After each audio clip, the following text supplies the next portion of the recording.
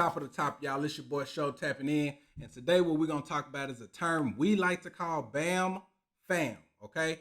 What that means is book a meeting from a meeting. All right. So, simply put, if you have a call that's scheduled with a potential lead, client, seller, however you phrase it, if you don't get the contract on that call, you always want to schedule a follow-up call for that next contact. All right. So, you can make sure you stay top of mind with these sellers. All right. So from the phone call you had, you want to book another phone call follow-up. All right.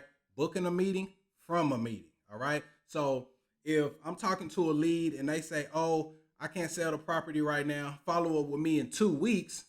What I'm going to do is, instead of saying, okay, I'll talk to you in 2 weeks, bye. No, I'm going to make it very specific. All right. So I can set that expectation and create an obligation for that seller. All right. And how I do that is I say, okay, no problem. I can give you a call back in 2 weeks. Today is the 1st. It's a Monday. Is Monday the best day of the week for you to talk? Yes, Monday is perfect. Okay, well, it's 4 p.m. right now, so is around this time usually the best time to contact you? They may say, yes, I get off work at 3:30, so 4 p.m. is fine. Okay, perfect. So today is the 1st. I'm going to give you a call back 2 Mondays from now. So that'll be the 15th, all right? I'm going to give you a call on April the 15th at 4 p.m., all right? I'm going to make it very specific. I'm going to give you a call back on Monday, April 15th at 4 p.m. And not only am I going to set that date, that expectation, but I'm also going to reiterate what it is that we're going to be talking about, all right? So I'll give you guys a simple role play example so y'all can follow along and know exactly what I mean when I say book a meeting from a meeting. That way you can set the expectation and create that obligation for the seller, all right? So let's say that I've been talking to John. John called me a couple days ago. He heard my radio ad. He has a property that he wants to sell. So he called me. I talked to him. I made him an offer, but he has tenants in the property, and he wanted to speak with his wife regarding our offer and the process on how it is working with us, okay? So let's say this is my follow-up call to John. Hey, John, how's it going? This is Andrew. We spoke a couple days ago regarding your property over at 123 Main Street. I made you a cash offer. You told me that you wanted to talk it over with your wife. So I'm just checking in with you to see if you had an opportunity to speak with her and if you guys had any questions for me, if I left anything out and didn't answer for you guys, or, if you guys are ready to move forward and execute an agreement.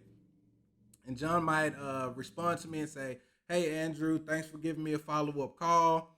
I was able to talk it over with my wife. We like the offer that you gave. However, we do still have tenants in the property, and my wife isn't comfortable moving forward with an executed agreement before the tenants move out of the property. All right. And they're going to be there for another 2 weeks. So what I'm going to say is, you know what, John? No problem. All right. So that's when I scheduled that follow-up for 2 weeks. All right. It's Monday. I'm going to call you in 2 weeks just to see if the tenants have moved out. And if they have moved out, are you guys ready to go ahead and move forward? If they haven't moved out, then we'll schedule another follow-up based on the time frame that you believe they may vacate the property. All right. So what I want to do when I book a meeting from a meeting, I want to make sure that that next follow-up set, they know what day I'm calling, what time of day I'm calling. All right. Because that is what establishes their obligation. They are obligated to be present and be available for that phone call. Now, all people are not going to honor that. They're not going to be available. They may not pick up. You may have to call them a few times, whatever the case may be.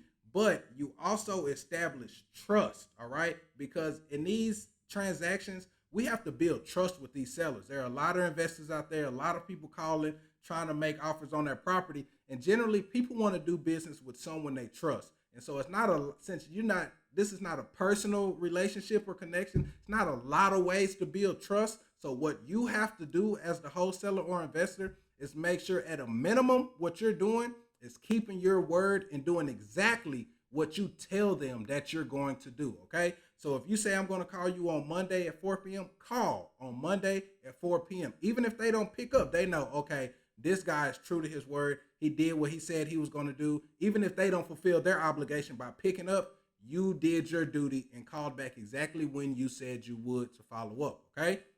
Now, if they do pick up and they're expecting your call, perfect. That's exactly how this should go, all right? And in the back of their mind, they're going to be thinking, man, he said he was going to call me at 4 p.m. on Monday, He said that 2 weeks ago. He still remembered, which means he put me in his calendar. He made me a priority. He really followed up with me because I do want to sell this property. All right. So in most instances, that's how that works when you book a meeting from a meeting, guys. All right. So if you talk to a client, make sure that if you don't get that deal locked up on that call, you still set a next follow-up. Okay. So they can anticipate your next call and you guys' next conversation, and they know exactly what that conversation is going to be about and exactly when that conversation should take place, guys.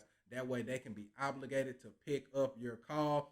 And again, that establishes trust through the communication, guys. All right. And you have to build trust when you are talking about buying somebody's property for cash under market value. All right. So there y'all have it.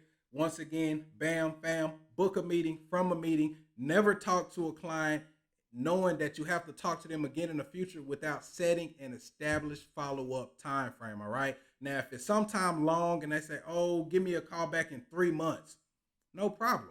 Give them a call back in 3 months. All right. Now, if it's somewhere closer, like I said, that 1 week, 2 week, things like that, then call back on that specific date. Or if they give you a specific date, like my tenants are moving out April 3rd, so give me a call back on April 4th. All right, now what you want to say is, what's the best time of day to give you a call back on April 4th? And then you schedule that meeting or you schedule that follow-up, okay? So you want to make it as detailed and granular as possible, guys, when you are booking follow-up so you can establish that obligation with your seller and build that trust, all right? And it all starts with setting the expectation. Until the next time, tap in.